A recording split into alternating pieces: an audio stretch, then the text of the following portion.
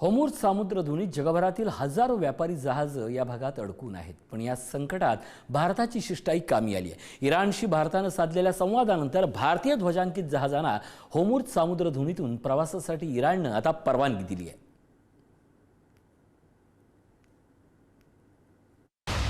फक्त एका फोन कॉलने कोंडी फुटली। जुना मित्र भारताच्या मदतीला।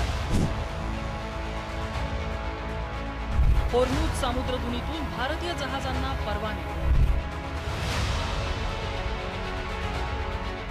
इस्रायल अमेरिका विरुद्ध इराण या युद्धामुळे सध्या सगळं जग हवालदिल झालंय। इंधनाची समस्या जगातल्या अनेक देशांना भेडसावायला लागली, कारण जगातील सर्वाधिक तेल वहन होत असलेला भाग म्हणजे होर्मुझची सामुद्रधुनी गेल्या 13 दिवसांपासून ठप्प आहे। युद्ध काळात इराणकडून होर्मुझचा वापर चोक पॉइंट सारखा केला जातोय, त्यामुळे जगभरातली हजारो व्यापारी जहाज या भागात अडकून आहेत। पण या संकटात भारताची शिष्टाई कामी आली। भारताचे परराष्ट्र मंत्री एस जयशंकर आणि इराणचे परराष्ट्र मंत्री अब्बास अरघची यांच्यात फोनवरून झालेल्या संभाषणानंतर भारतीय ध्वजांकित जहाजांना होर्मुझ सामुद्रधुनीतून प्रवासासाठी इराणने परवानगी दिली आहे। भारताकडून इंधन कोंडी राजशिष्टाईने सोडवण्यात यश आलंय।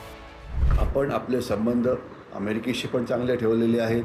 अमेरिकेने आपल्याला अजून रशियाकडून तेल घ्यायला परमिशन दिलेली आहे। इस्रायलशी तर आपले संबंध घनिष्ठच आहेत आणि याच्याशिवाय आता आपण इराणशी सुद्धा संबंध चांगले ठेवल्यामुळे आपल्याला म्हणजे आपण एक अतिशय मोठं बॅलन्सिंग ॲक्ट केलेलं आहे। म्हणजे या लढाईत जे लढणारे वेगवेगळी राष्ट्र आहेत या सगळ्यांशी संबंध चांगले ठेवून आपण आपल्याकरता एक चांगला यशस्वी करार केलेला आहे। इराण आणि इस्रायल अमेरिका यांच्यातल्या वाढत्या युद्धजन्य परिस्थितीमुळे जगात सर्वात महत्त्वाचा सागरी मार्ग असलेल्या होर्मुझच्या सामुद्रधुनीत भारताची 37 व्यापारी जहाजं अडकली। या जहाजांवर साधारण 1109 भारतीय खलाशी सुद्धा अडकलेले आहेत। होर्मुझ सामुद्रधुनी बंद असल्याने पर्शियन आखातात जहाजांची गर्दी। जगातील 20% कच्च्या तेलाची वाहतूक होर्मुझ सामुद्रधुनीतून।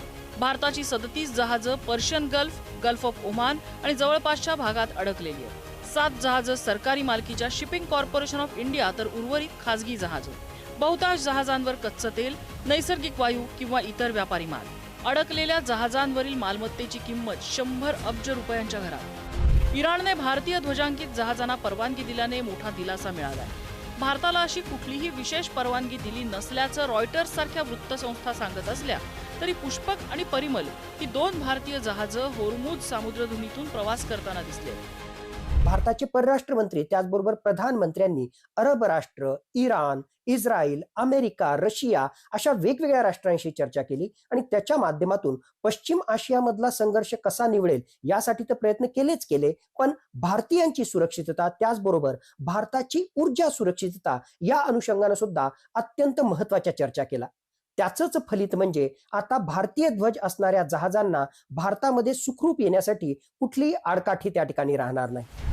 इराणने होर्मुझ सामुद्रधुनीत इतर देशांची जहाजं अडवली असली तरी चीनच्या जहाजांना मोकळीक दिली होती। आता काही भारतीय जहाजांना तिथून बाहेर पडण्यासाठी हिरवा कंदील दिलाय। याचा आपल्या देशातल्या टंचाईची भीती कमी होण्यासाठी मदत होईल अशी आशा आहे। ब्युरो रिपोर्ट, पुढारी न्यूज।